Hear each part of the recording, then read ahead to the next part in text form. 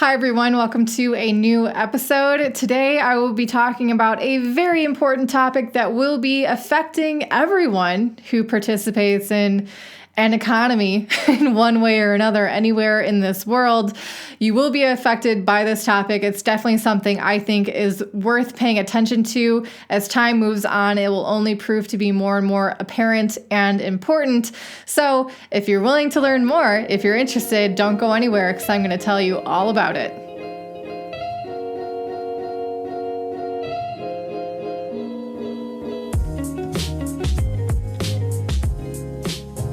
Okay, so if that intro wasn't enough of a teaser for you, today I will be talking about a topic much more in depth than what was kind of briefly talked about in my most recent live broadcast that occurred on Monday with my husband, Toby. We talked about a little bit about deleveraging and this concept of a deflationary economy that could lead to a deflationary depression. I don't know if it's going to go that far, but there have been people talking about things like deleveraging and a deflationary economy for at least 4 years. This certainly hasn't been some new development, at least not for those who've been paying attention and have been studying the macro trends of the U.S. economy, the global economy, and such.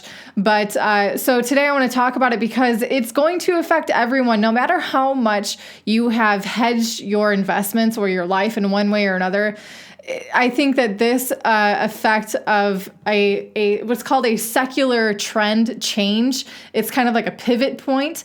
It's going to be affecting everyone. It's going to be very apparent that things are changing, the way that debt works, the way that people are, what they're doing with their money is going to be affecting the whole economy, whether you're in the crypto markets or not, because until now, we have been experiencing what you could consider an inflationary period. The Federal Reserve has been decreasing the interest rates, which affects how people take out loans. With a decreased interest rate, debt is cheaper to acquire.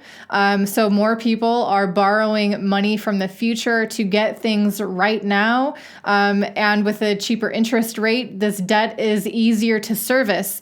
They use it's less money to, service that debt. To pay the interest rate is cheaper. So it's easier for people to take out loans and to buy things. With more people buying more things, this drives the price of things like assets like real estate or the stock market up. Now, as people accrue more things and their assets continue to rise in value over time, as that is kind of like how the trend has been going, they are able to then gain a better kind of credit status. And because of that, they can leverage that and take out even more debt, which again, when the Federal Reserve lowers interest rates, they can afford it even more. Now, here's the thing. Although it seems like people can be borrowing forever, that's not the case, because for people to continue to borrow and borrow and borrow, it requires the Federal Reserve would then need to, have kind of an infinite limit, no limit for lowering the interest rates. But as we know, you can't go past zero. Well, you can if you ask Japan. You can't go into negative interest rates, but that is certainly uncharted territory and certainly no promise to be a solution. But so anyway, where we are right now, we have had a generation of people become very accustomed to acquiring debt, whether it be student loans, again, real estate, auto loans, or credit cards. And the ability of these individuals to pay off this debt is becoming increasingly more difficult, because just because they can borrow infinitely doesn't mean that they can up their income from their jobs to match those payments for that debt. So that is an inflationary scenario. What we are entering now and have been for a while is a deflationary or a deleveraging period where people are realizing that they can't afford their debt anymore, especially now that the Federal Reserve has lowered the interest rates as low as they can go. They are at 0% right now. That means that they cannot make it any easier for people to afford their debt. They can't make it any cheaper for their interest rates because the interest rates are already at zero.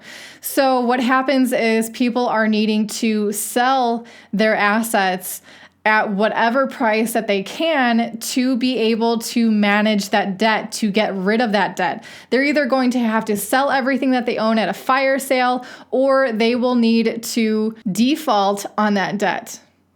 Now, that is like kind of an individual level. This is also happening on a country level. Countries all over the world are dealing with debt that have been getting loans from the Federal Reserve at the same time. It seems like an infinite amount of debt that they can acquire, but in reality, they cannot. Now, you match that with something like COVID-19, where it is not, let me make myself quite clear. I think it is great to keep your distance, to not get other people sick, especially the elderly or the people who have very weak immune systems, let alone getting yourself sick. I'm not saying that is a bad idea. I've been seeing this meme float around that says something like, finally, you can help save humanity by staying home and watching TV.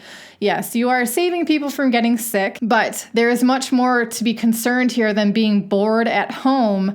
And that is the fact that this lack of business for these companies globally now that are being affected is affecting this deleveraging process. Not only is our interest rates at zero and people's income are already limited compared to this mountain of debt that they've acquired, but now this income isn't even coming in because people are losing their jobs. People are losing business because people have to stay home because it's been governmentally mandated to stay home and not go to businesses. In Portugal here, everything is closed except for the supermarket, the banks, the post office. I think that's in hospitals, of course.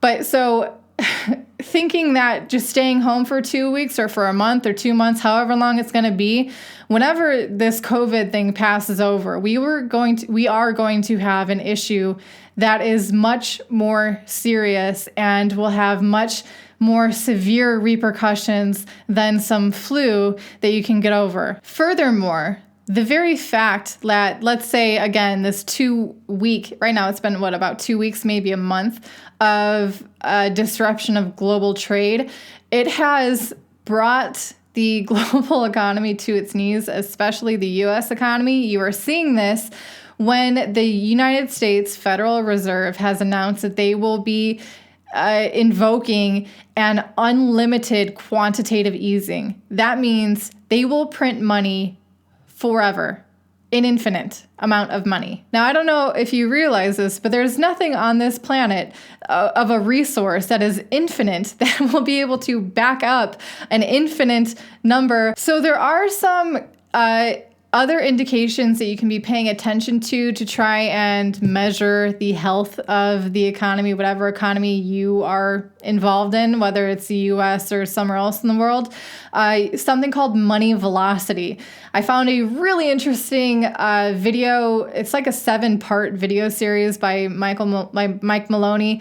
He's super educated on things like how money works, what makes money, why things are the way they are with the money. So he has a series, and one of them talks about money velocity. And money velocity, really generally speaking, is how many times a dollar makes its way around the economy in any given time.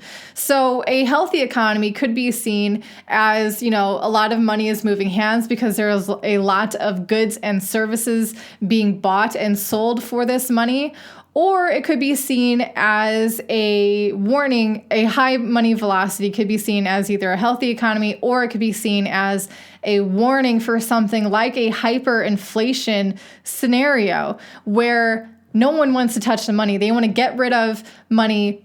They want to get rid of this money as fast as they can because they think it is dropping in price. It's kind of like a hot potato scenario. And especially when you take into consideration the fact that the Fed has invoked, again, unlimited quantitative easing, they're just dumping money into the U.S. economy, trying to spark some kind of a thing. But what they're not doing is they're not creating new goods and services that people will be wanting to buy organically. It is a classic scenario that points out the difference between Keynesian economics philosophy and Austrian economic theory.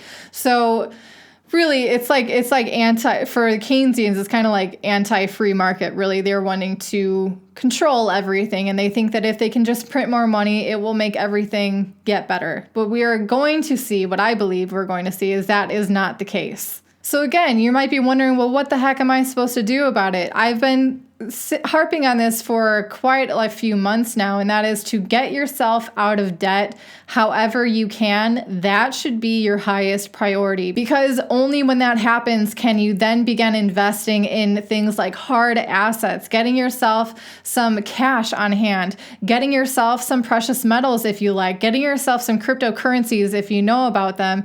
And because those are the items that really you can have physically in your hand.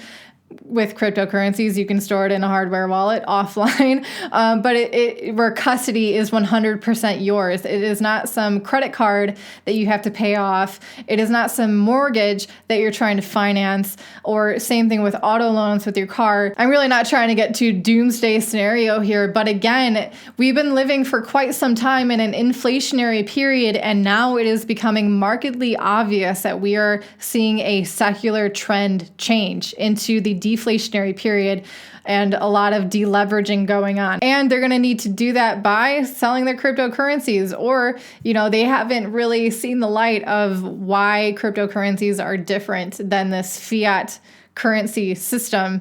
And I think they're going to come around sooner or later. People are definitely going to be losing faith in their governments, especially in their government's ability to have any decent monetary policy.